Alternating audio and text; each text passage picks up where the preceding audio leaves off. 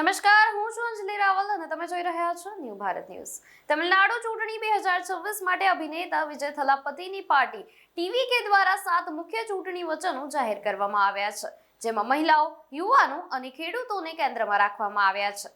મહિલાઓ માટે એક યોજના બનાવવામાં આવી છે, જેમાં ઘરની મહિલા વડાને 60 વર્ષની વય સુધી દર મહિને 2500 રૂપિયા આર્થિક સહાય આપવાનો વાયદો કરવામાં આવ્યો છે અને અન્નપૂર્ણી સુપર 6 સ્કીમ હેઠળ દરેક પરિવારને વર્ષમાં 6 મફત એલપીજી સિલિન્ડર આપવાની જાહેરાત કરવામાં આવી છે। દીકરીઓના લગ્ન માટે અન્નન સિર ટિપ્પમ યોજના હેઠળ 8 ગ્રામ સોનું અને સિલ્કની સાડી આપવાની પણ ખાતરી આપવામાં આવી છે। વિદ્યાર્થીઓ માટે કામરાજાર કલ્વી ઉરુધિ ટિપ્પમ હેઠળ ધોરણ 1 થી 12 સુધીના વિદ્યાર્થીઓને દર વર્ષે 15,000 રૂપિયા અભ્યાસ સહાય આપવાની યોજના રજૂ થઈ છે। મહિલાઓ માટે સરકારી બસોમાં સંપૂર્ણ મફત મુસાફરીનો વાયદો પણ વેટ્રી પયનમ ટિપ્પમ હેઠળ કરવામાં આવ્યો છે।